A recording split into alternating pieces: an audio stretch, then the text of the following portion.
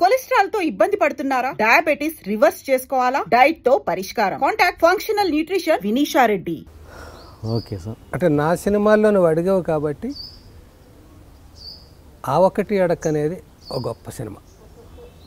Comedy ఉంది, values ఉన్నాయి. నేను అన్ని మేనరిజమ్స్ ఎందులోనూ పెట్టలేదు, కిష్కిందగాంట్లో పెట్టాను సరదా. ప్రతి క్యారెక్టర్కి ఒక మేనరిజం. అలాగే అందులో ఆ ఒకటి అడక్కులో ప్రతి క్యారెక్టర్కి ఒక మేనరిజం ఉంటుంది. అవును. అసలు ప్రతి క్యారెక్టర్కి మేనరిజం పెట్టడం శాస్త్రరీత్యా కరెక్టా కాదా నాకు తెలియదు. కరెక్ట్ కాదని ఎవడైనా అంటే కరెక్ట్ అంటాను. శాస్త్రం ఏమిటి నాకు తెలియదు, నేను శాస్త్రాలు చదువుకోలేదు, థియేటర్ ఆర్ట్స్ చేయలేదు, ఇంకోటి చేయలేదు. నేను ఏం తెలియకుండా, నేను మెకానిక్, నేను ఇంజనీర్ని కాదు. నాటకమైనా అంతే, సినిమా అయినా అంతే. నాకు కొత్తగా ఉండాలి, టేస్టీగా ఉండాలి, ట్రెండీగా ఉండాలి.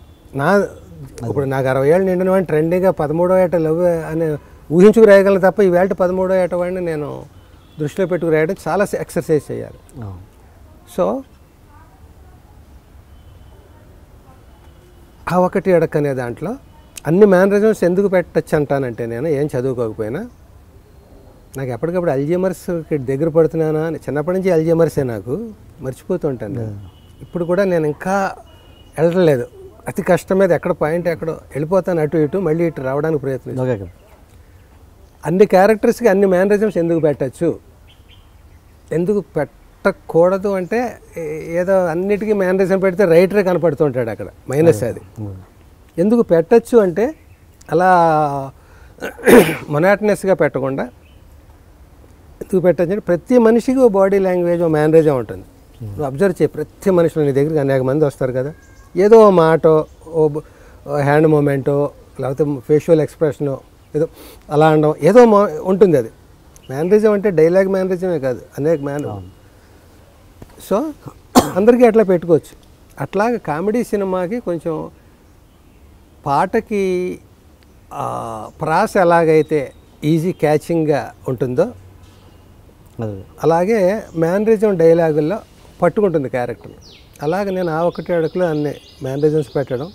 మంచి కంటెంట్, నీ కష్టాన్ని నమ్ముకో, నీ కృషిని నమ్ముకో, అదృష్టాన్ని నమ్ముకోకు. ఎప్పుడో ఏడాది తర్వాత నువ్వు కింగ్ అవుతావు అనేది నమ్మక అసలు. అయితే అవని ఇప్పుడు నా జాతకం రాహుకాలం నడుస్తుంది, 20 ఏళ్ళు నీకు పనికిరాదండి అంటాడు ఆవిడ. 20 ఏళ్ళు పడుకుంటావా, లేకపోతే అండర్ గ్రౌండ్లోకి వెళ్ళిపోతావా, లేకపోతే తలుపులు వేసుకుని కూర్చుంటావా? ఈ 20 ఏళ్ళు అసలు నీకు విజయాలే ఉండవా జీవితంలో? 20 ఏళ్ళు అంతా ఫెయిల్యూర్సా? కొంత నమ్మాలి. అలాగని మరి రాహుకాలం నమ్మవా అంటే అన్నీ నమ్ముతాం. సారీ, రాహుకాలం అన్నట్టున్నాను. 20 ఏళ్ల రాహుకాలం ఉండదు, 20 ఏళ్ళ రాహు మహాదశ, 18 ఏళ్ళు, అదే లెక్క ఉంది దానికి. అట్లాగా అంతకాలం పడుకోం కదా మనం. అసలు నువ్వు దుర్ముహూర్తంలో పుట్టావు, నీ జీవితం వేస్ట్ అనుకుంటే తీసేయవు కదా. వాడే ఎక్కువ సాధిస్తాడు. అమావాస్య నాడు దొంగన అవుతాడు, దొరైన అవుతాడు అంటారు. అమావాస్య పుడితే ఆడు దొర అవుతాడేమో, కృషి చేస్తే దొర అవుతాడు, పడుకుంటే దొంగ అవుతాడు. సో ఆ ఒకటి అడక్ ఎందుకు గొప్ప సబ్జెక్ట్ అంటే, ఏదైనా కూడా గొప్ప సబ్జెక్ట్ ఏంటని ఇందాక మనం మాట్లాడుకున్నాం. అందులో కనెక్ట్ అవ్వాలి. నువ్వు ఏ ప్రేక్షకుడికి చూపిస్తున్నావో వాడు కనెక్ట్ అవ్వాలి దాంతో. నేను ఈవేళ అమ్మ 1వ తారీఖు అంటారు నేను కనపడగానే. ఎందుకంటే సమాజంలో మిడిల్ క్లాస్ పీపుల్ ఎక్కువ ఉన్నారు, పూర్ క్లాస్ లేరని కాదు, వాళ్ళు ఉన్నారు. కానీ మిడిల్ క్లాస్ వాళ్ళు కనెక్ట్ అయిపోతారా, వాళ్ళ కథే అది. ఒంటెద్దు బండి అంటే దాన్ని అమ్మ 1వ తారీఖుగా చేసాం. ఒక్కడే యజమాని సంపాదిస్తాడు, మిగతా వాళ్ళందరూ పారసైట్స్లో కూర్చొని తింటుంటారు. ఆ వ్యవస్థ మనకుంది. దాన్ని ఒంటెద్దు బండితో పోలిస్తాం. ఒక ఎద్దు లాగుతుంటుంది, మిగతా వాళ్ళందరూ బండి ఎక్కి కూర్చొని తొక్కుతుంటారు, దీని మెడలు ఇరిగిపోతుంటాయి. అలా మిడిల్ క్లాస్ వాళ్ళు ఎక్కువ ఉన్నారు మనకి వ్యూయర్స్. వాళ్ళు ఎక్కువ కనెక్ట్ అవ్వాలి. వాళ్ళ సబ్జెక్ట్ అయితే వాళ్ళు కనెక్ట్ అవుతారు. కనెక్ట్ అయ్యారు కాబట్టి నా సినిమాలన్నింటిలో అమ్మ 1వ తారీఖు గొప్పది అంటారు. నా ఇంకో గొప్ప సినిమాల్లో ఆ ఒకటి అడుగుతో పాటు కామెడీ గురించి చెప్పుకున్నాం అనుకుని ఆ ఒకటి అడుగు చెప్పాను. నేను రైటర్గా ఉన్నది, అందులో నేను వేషం వేయలేదు. ఇది ఇందులో హీరోని నేనే. అమ్మ 1వ తారీఖు నా నాటకం, అది నేను ఒక మొత్తం స్క్రిప్ట్ రాసుకున్నాను. తర్వాత అది కొన్ని చేంజెస్ జరిగి ప్రధాన పాత్ర నాకు వచ్చింది, నేను రచయితగా అందులో ఇది చేసి. ఆ రకంగా ఈ రెండు చాలేమో నా గురించి చెప్పుకోవడానికి. 100 చెప్పుకోవడం కంటే ఆ ఒకటి అడక్కు, అమ్మ 1వ తారీఖు, కానీ హిట్లర్, హలో బ్రదర్, ఇవన్నీ గొప్ప గొప్ప సినిమాలు అవన్నీ. అంటే కొన్ని అప్పటి పరిస్థితులను బట్టి గొప్పవా, ఎప్పటికీ గొప్పవా అంటే నాకు ఇప్పుడు మరి హలో బ్రదర్, హిట్లర్ అవన్నీ ఇప్పటికీ రెఫరెన్స్ ఇస్తారంటే వాళ్ళు. ఆది అలాంటి సినిమా నేను యాక్ట్ చేసినందు ఆ క్యారెక్టర్ని బట్టి నన్ను చెప్తారా? అదే ఆది అనేది ఇప్పుడు సపోజ్ ఒక హీరో కలిసినప్పుడు ఆది టాపిక్ వచ్చింది అనుకో, ఒకలా చెప్తారు. డైరెక్టర్ దగ్గర ఆది టాపిక్ వస్తే ఒక టాపిక్ మాట్లాడతారు. నా దగ్గర ఆది అంటే ఆ క్యారెక్టర్, నా క్యారెక్టర్ గుడ్ మార్నింగ్ క్యారెక్టర్ గురించే మాట్లాడతారు. ఆది వేరే ఎవరి దగ్గర వచ్చినా గుడ్ మార్నింగ్ మాట్లాడరు, నా దగ్గర మాట్లాడినప్పుడు అది. అలాగ నా వరకు చూసుకుంటే నాకు ఆది, హనుమాన్ జంక్షను, సీమశాస్త్రి ఇలాంటివి చాలా మంచి సినిమాలు ఉన్నాయి నాకు పేరు తెచ్చినవి.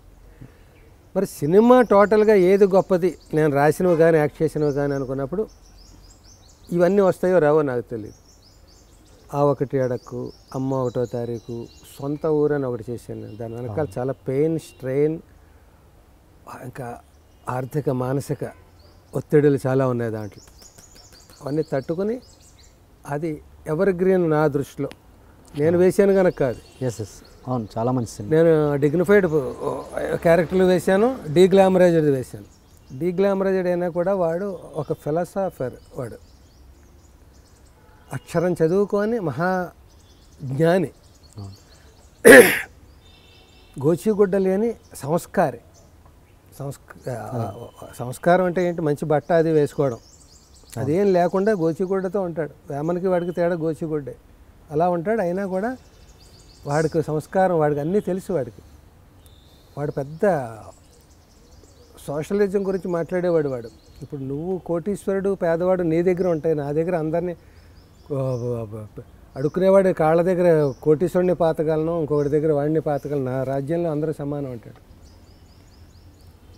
అలా అదొకటి గొప్ప క్యారెక్టర్. అది ఒక రీసెర్చ్ వర్క్. అది దాన్ని పోలికలతో ఇది హిందీలో వచ్చింది, ఇంగ్లీష్లో వచ్చింది అనడానికి తక్కువ. ఆ క్యారెక్టర్ ఉందేమో కానీ ఇంటోటో చూసుకుంటే సొంత ఊరు లాంటి సినిమాలు రెఫరెన్స్గా నీకు ఎక్కువ దొరకదు.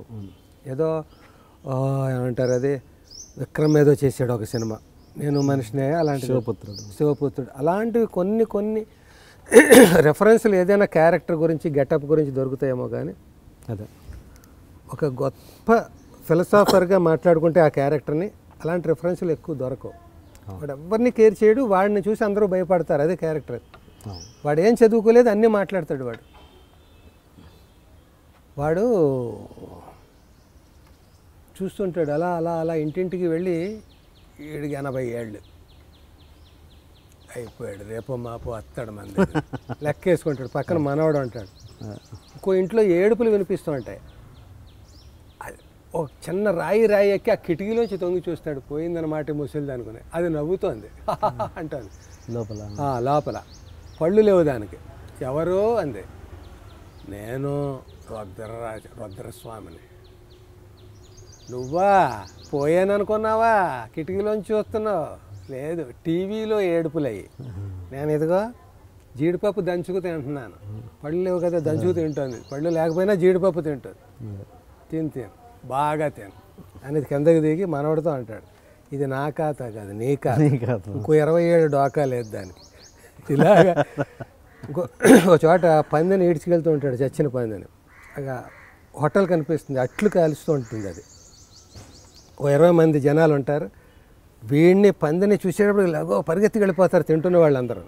దీని బేరాలు పోయి తిట్టుకుంటుంది, చచ్చినవాడు ఇప్పుడే రావాలరా, అందరూ వెళ్ళిపోతున్నారు నిన్ను చూసి. అంటే ఇగా 2 అట్లు కాల్చి బాగా కాల్చు, రేపు నేను కూడా నిన్ను బాగా కాలుస్తాను నువ్వు నా కాటికి వచ్చాక. అదో దరిద్రుడా అయితే. అంటే వాడికి తెలిసిన భాష అది. వాడు కాల్చడం అంటే అది, దీనికి కాల్చడం అంటే మన దోశ, వాడు కాల్చడం మనుషుల్ని. సో వాడు అందులో అంటాడు, అరే బుజ్జిగా, ఈ భూమిని, ఈ నేలతల్ని ఇప్పటి వరకు ఎంతమంది కొని ఉంటారు, ఎంతమంది అమ్ముంటారు. ఇప్పుడు ఈ ప్లేసే తీసుకో, మనం కూర్చున్న ప్లేస్. ఇది ఏ ఒక్కడితో కాదు సృష్టి. ఈ ఒక్కడు ఎంతకాలం ఉండడు, ఇది ఎప్పటి నుంచో ఉంది భూమి. ఈ మనుషులు మాత్రం వస్తూ వెళ్తున్నారు. మనుషులు ఉండగానే ఎక్స్చేంజ్ అవుతూ ఉంటాయి, ఆస్తులు కొనుక్కుంటుంటారు, అమ్ముతూ ఉంటారు. అలాగంటాడు, ఈ భూమిని ఇప్పటి వరకు ఎంతమంది ఎన్ని రకాలుగా కొని ఉంటారు, ఎంతమంది అమ్మి ఉంటారు. కొన్న ప్రతివాడు ఇది నాది నాది నాది అనుకుంటుంటాడు. మనిషి ఎప్పుడో రే లేని దానికోసం ఎతుకుతా పోతూ ఉంటాడు. ఆ ఎతుకులాటలో ఆడే తప్పిపోతాడు. ఎంతైనా మనకి కావాల్సింది ఏంట్రా 6, 3 ఎంతవరకు వచ్చింది నీ car?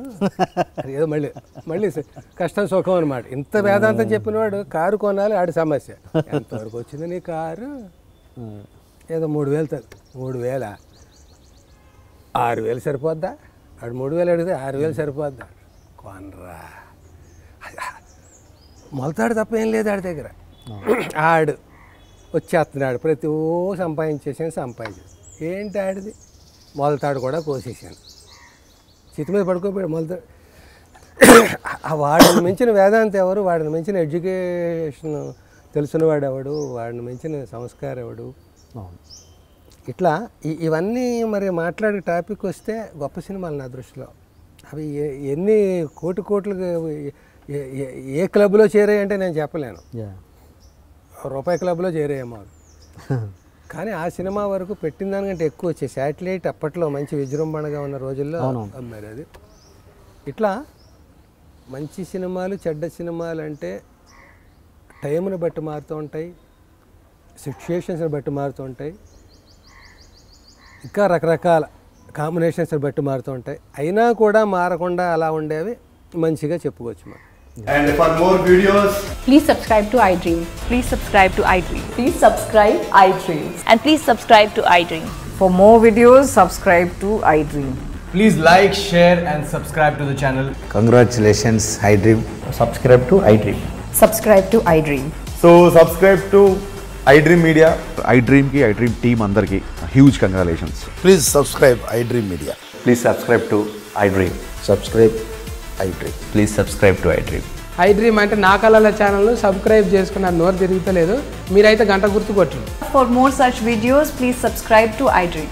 Subscribe to iDream. Please subscribe to iDream. Please subscribe iDream Media. Please do subscribe to iDream. Please subscribe to iDream Media. For best entertainment and information, please subscribe iDream. And don't forget to subscribe to iDream.